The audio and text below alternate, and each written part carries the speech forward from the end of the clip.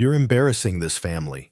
That's what my dad said as I sat across from him, surrounded by a dozen relatives at our so-called emergency family meeting. My startup was bleeding money.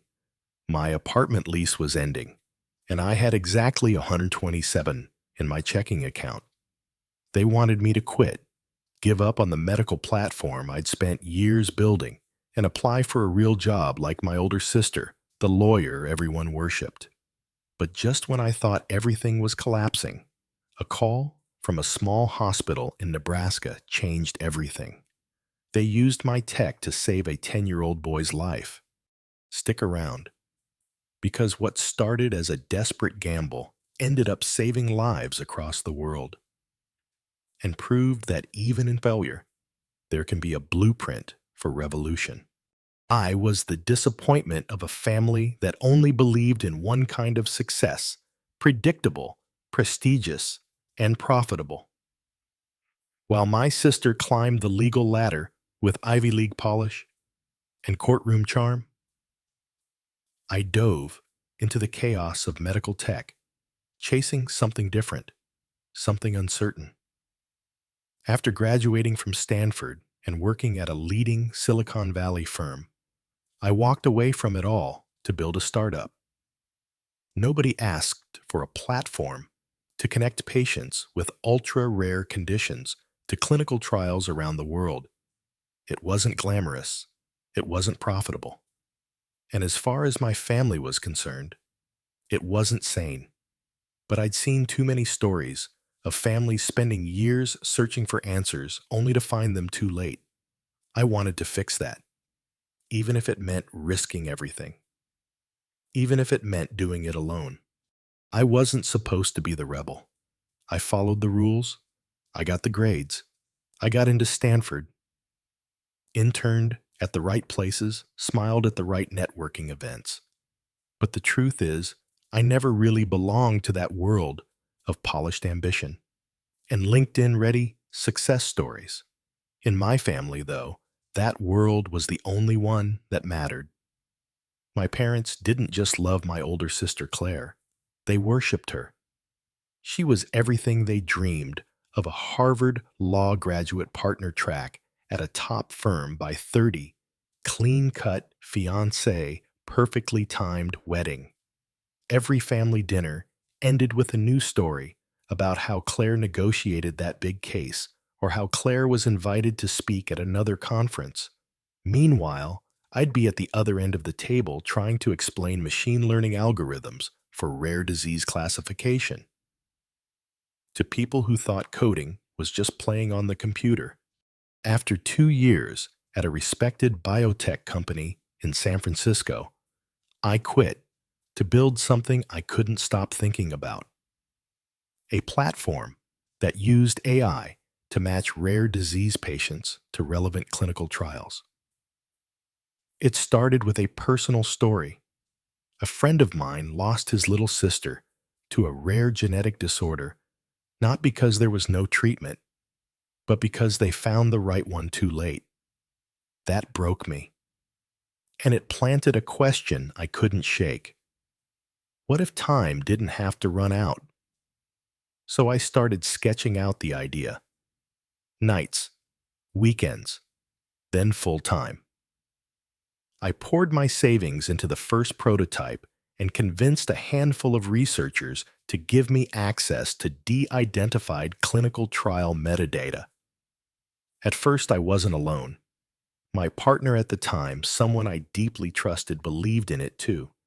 They helped with the business side, supported the crazy hours, until the funding dried up. When we hit our first major roadblock, a grant rejection that meant missing payroll, they were gone. Just like that. The day they left, I sat on the floor of my shared apartment, surrounded by whiteboards and wires, wondering if maybe my parents were right. Maybe this was just a delusion. And speaking of my parents, they weren't exactly subtle about their thoughts. You had a six-figure salary, stock options, health insurance, and you threw it away for a fantasy. That was my mom. Startups are for people who can afford to fail. You're not one of them. That was my dad. It didn't matter that I showed them real case studies. Didn't matter that I met with medical professionals who said this could change the way we treat rare conditions. None of it mattered, because what they saw was not progress. What they saw was someone falling behind. Claire bought a house. I borrowed money from a friend to pay rent. Claire made it to Forbes 30 under 30. I couldn't even get a response from most investors. Every family gathering turned into a minefield of passive-aggressive comments. Still working on that project. Oh, I thought that app thing was just temporary. You know, the government hires health analysts, very stable. At one point, I tried to tell them about a breakthrough. We had our first user successfully matched to a trial in Germany, a child with a mitochondrial condition. Before I could finish the story, my uncle interrupted. So, no revenue yet, right? The thing they didn't understand, and maybe never would, is that I wasn't building this to make millions. I was building this because I had to, because no one else was. Because in the world of rare diseases, every day, without a diagnosis, is a day closer to irreversible damage. I couldn't look away from that, but I was running out of time. The servers weren't cheap. The outreach campaigns weren't working. And slowly, my hope started to fade. I tried hiding the panic, but it crept in. Every morning, I'd check my inbox, hoping for a miracle. And usually, finding only bounced investor replies or requests for traction metrics I didn't have. That's when my family called the meeting. 12 of them, sitting in a living room with folded arms and polite frowns, telling me it was time to let go. That I was embarrassing the family name. That I needed to stop pretending I was some kind of hero. They had no idea how much it took to not scream at them. How much I'd already lost. How close I was to giving up. But just as I was ready to sign the papers to dissolve the company, that was the moment the call came in. A soft Midwest accent. A doctor from a hospital I'd never heard of. And 5 words that didn't sound real at first. Your software saved a life. I didn't believe it at first. Wait, can you say that again? I asked, gripping my phone with both hands. The voice on the other end belonged to Dr. Harris, a pediatrician from a small regional hospital in Nebraska. He told me they had a 10-year-old patient, a boy with recurring seizures, chronic fatigue, and organ inflammation no one could explain. Dozens of tests, no answers. Parents desperate.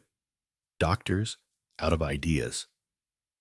Until one of their team members, almost as a last resort, tried our platform. He said, "We uploaded his symptom profile and genome markers, and your system matched him to a clinical trial for a gene therapy in Boston. It was closing enrollment in 3 days.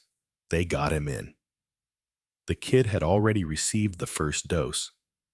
His inflammation markers were dropping. His seizures had stopped. His parents crying in the hallway said it was the first time in months he'd slept through the night. And here's what shook me. Without your tool, we wouldn't have found the trial in time. We wouldn't have found it at all. That call didn't just save the company, it saved me. Because for the first time in months, maybe years, I had proof. Not a pitch deck, not projections. Real, living, breathing proof that what I built mattered. And in that moment, everything inside me flipped. The doubt, the shame, the guilt. All of it gave way to something I hadn't felt in a long time, conviction. I called the one team member who hadn't quit when the money dried up. An epidemiologist named Ravi, who'd been volunteering his time on weekends. We stayed up all night, reviewing the Nebraska case. We combed through our records and realized something. There were 6 more patients who had successfully enrolled in rare disease trials thanks to our software, but we hadn't been tracking outcomes. We just didn't have the bandwidth. But now we had a narrative, not just an idea, not just a prototype impact. So we got to work. Ravi reached out to contacts in public health departments and smaller hospitals we'd onboarded during our pilot phase. I started compiling real-world evidence of matches, timelines, response rates, even if the sample size was small. The stories were powerful. And then came the decision. Instead of begging random investors who didn't get what we were doing, we'd aim higher. We'd pitch the one kind of stakeholder who actually had to care about impact global health organizations. We put together a report highlighting 7 patient cases from 5 different countries. We showed how our software reduced diagnosis time by 70% on average in those cases. How lives were being saved, not hypothetically, but now. We sent it to everyone who Doctors Without Borders, the CDC, the European Medicines Agency. Most didn't reply. Some gave us auto-generated thank you emails, but one didn't. 2 weeks later, I got an email from an assistant at the Global Rare Disease Alliance, a consortium I'd never even heard of connected to the WHO. They asked for a call. I almost didn't believe it. When we spoke, they told me they'd seen too many projects pitch solutions that had no data, no staying power, just buzzwords. But our case study, it made people cry in the meeting room, the program lead said. They invited me to present the platform at their annual closed-door summit in Geneva, an invite-only event where international health leaders discussed resource allocation for rare and neglected diseases. This wasn't just a break. This was a spotlight, the kind you don't get twice. I had less than a week to prepare. I borrowed money for the flight. I crammed months of impact data into a 10-minute presentation. And then I walked into a marble hall full of people in suits and earpieces, feeling like a total fraud. But when I spoke, I didn't talk about algorithms. I didn't even lead with tech. I told them about the boy in Nebraska, about how his parents thought they were going to lose him, about how our platform wasn't designed to make money. It was designed to make time matter less deadly. After the presentation, there was silence. Then one person clapped, then another and another. By the end, I had 7 organizations asking for meetings, including 2 international research funds, a medical AI coalition, and a public-private alliance that funded global health startups. One of them slid me a card. They wanted to discuss a long-term partnership, a joint effort to scale our system to 40-plus countries. They were ready to talk numbers. Real ones, 9 digits. The invitation to present at Geneva hadn't even cooled off in my inbox when the call came. Come home. Now. We need to talk. It was my mother's voice, sharp controlled, the kind of tone she reserved for emergencies or deep embarrassment. I knew that tone well. When I arrived, the living room was already full. My dad, my aunt and uncle, my cousins. Even my sister, the lawyer, the golden child, flew in from New York. They called it a family meeting, but it felt like an ambush. My dad was the first to speak. "We're worried about you." Then my uncle chimed in. "You've had a good run, but let's be honest. How long can you chase something that's clearly not working?" I stayed quiet. Then my mom said it. You've become a burden, not just to us, to yourself, a burden. That word sliced through me. They brought up my past salaries, the stability I gave up, the dreams I supposedly threw away. They brought up my ex, how they weren't surprised the relationship ended. They even suggested I apply for a government job, something respectable. Then my sister leaned forward. We're not saying give up. Just stop pretending this is still something real. Still something real. I wanted to scream. Not because they doubted me, but because, in some twisted way, I had expected it. I'd lived in their shadow for so long I had memorized its shape. But that day, I couldn't take it anymore. I stood up. Do you even want to know what I've built? What it's doing for people you'll never meet, in places you'll never go. They stayed silent. 7 patients, 7 lives, and more coming. They rolled their eyes. You think you're saving the world, my cousin muttered. But all you're doing is delaying the inevitable. I almost walked out, but then my phone buzzed. I didn't check it, not in front of them. I needed to leave with some dignity, whatever I had left. I drove to a nearby gas station, sat in my car, and finally looked at the notification. Subject line: Invitation to collaborate, Global Therapeutic Access Initiative, from World Health Organization. My hands started shaking. I opened the email. They wanted to formalize a multi-phase partnership. Initial pilot in 10 countries. Funding of up to $300 million over 5 years, contingent on impact benchmarks. They also wanted me personally to present at their high-level assembly in Geneva the following month in front of health ministers and policymakers from over 100 nations. This was it. The very thing I had been mocked for chasing, dismissed, belittled, laughed at, had just become the centerpiece of a global health strategy. And yet, all I could think about was that room. The condescending glances, the forced smiles, the word burden. That night, I didn't sleep. I didn't celebrate. I just sat in silence watching my phone screen glow, reading and rereading the offer, afraid it would disappear if I blinked too hard. The next morning, I forwarded the email to my team. Well, the 3 people who still believed in the project. Within hours, they were on calls with WHO liaisons, drafting framework proposals, translating our tech into regulatory language. We weren't just pitching anymore.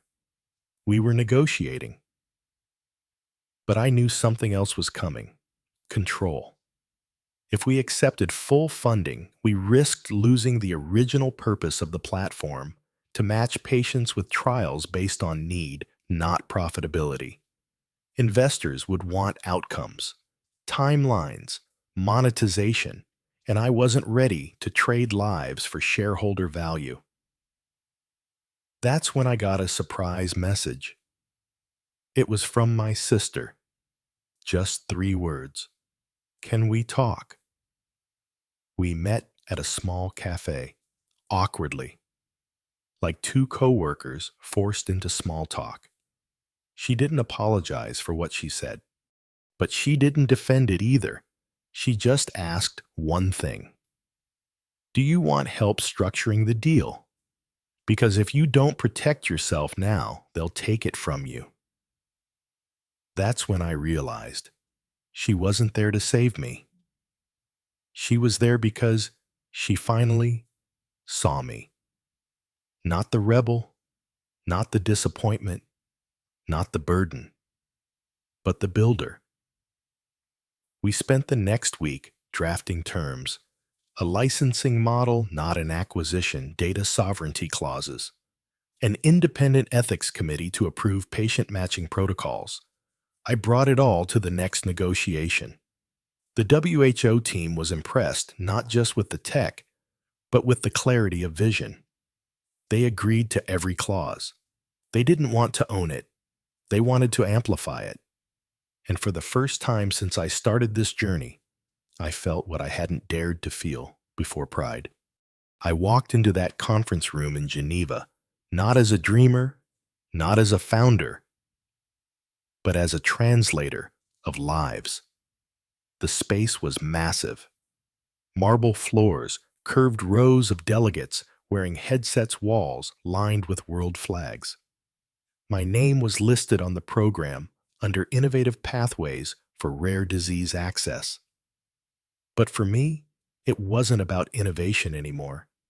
It was about redemption, not from failure, but from forgetting why I started in the first place. I opened with a story about a boy named Eli, 10 years old, diagnosed with a gene mutation so rare only 6 cases had ever been documented. No treatment, no trial access, until a rural doctor stumbled across our platform. That story, and dozens like it, had become our new proof of concept. Not just data points, lives saved. When I finished, the room stayed silent for 2 full seconds. Then the applause came. Heavy, sustained. But applause doesn't build systems. So I got to work. The proposal on the table. A $300 million partnership distributed across 3 phases with our platform at the core of matching patients in underserved regions to clinical trials and early access therapies. But I'd already seen what that money could do to people. Startups who once swore to change the world suddenly optimizing for ad revenue and exit strategies. I didn't want to become another cautionary tale. So, I said something they didn't expect. I don't want to sell. The room blinked. I want to share. I want control over how this platform grows. I want patient ethics at the center. I want tech that answers to care, not capital. The WO team looked surprised, but they didn't resist. In fact, one of the directors nodded and said, "We've been waiting for someone to say that." That's when I knew I wasn't crazy. We finalized the structure over the next few weeks. Controlled licensing, not acquisition. Equity, free funding for infrastructure growth. Global data, commons agreements that protected patient information. A rotating clinical review board to keep trials aligned with ethics and access, not just market viability, but the most surreal part. Every one of those documents had my name at the top, not my sister's, not my father's, not a lawyer from Silicon Valley, mine. For the first time, I wasn't just proving myself to others. I was building something on my own terms. My sister, who had quietly reviewed every legal clause without asking for credit, sent me one text after the final signatures: "You did good, really good. We didn't need to say more." Meanwhile, the platform began scaling in ways we never imagined. We opened new data hubs, translated the interface into 12 languages, trained doctors in Kenya, Vietnam, Peru, guiding them to use the system not as outsiders, but as co-developers. And slowly, the inbox changed. Instead of complaints or investor warnings, I got stories. A mother in Jordan who got her daughter into a gene therapy trial. A teenager in Canada matched within hours to a Japanese biotech pilot. A rural nurse in Ghana who became the point person for rare disease triage in her district. Every message reminded me, we weren't building a product. We were building a possibility, and yet, not everyone celebrated. One major U.S. funder accused me of leaving money on the table. Another tech founder called me naive in a podcast. "Nonprofit mindset will kill you," he said. Maybe. But I wasn't here to become a billionaire. I was here because I remembered what it felt like to be in that living room, surrounded by people who measured worth in salaries and status. And I swore I'd never define myself that way again. I wasn't chasing approval anymore.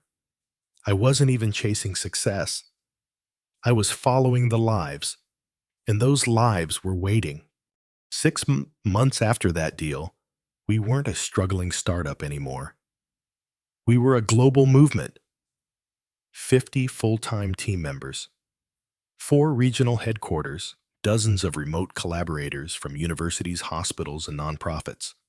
What started as a side project in my garage had now become a platform serving over 30,000 patients across 41 countries. We built something no algorithm alone could do. Trust. Among patients, doctors, regulators, even families. There were days I cried reading the messages that came in. One from a pediatrician in Chile. We used to tell these parents, there's nothing we can do. Now we say, let's try. Another from a mother in Turkey. Your platform didn't just save my daughter. It saved my belief in science. But for all the lives we reached, there was still one audience I wasn't sure I'd ever reach. My family. They watched from the sidelines, silent, unsure what to make of this version of me.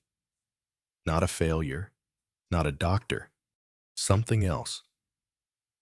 One evening, after a long week of travel and meetings, I came home to find a large envelope waiting. No return address, just my name. Inside was a handwritten letter from my dad. I still don't understand everything you do, but I saw your interview last week. The part where you said success should be measured in lives touched, not in titles earned. That stuck with me. I'm sorry we didn't see your vision sooner. We were scared, not for you, but for what your failure might mean about us. You've shown us something better than pride.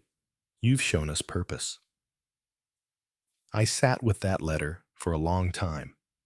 It didn't erase the years of pressure, didn't undo the wounds, but it was a beginning.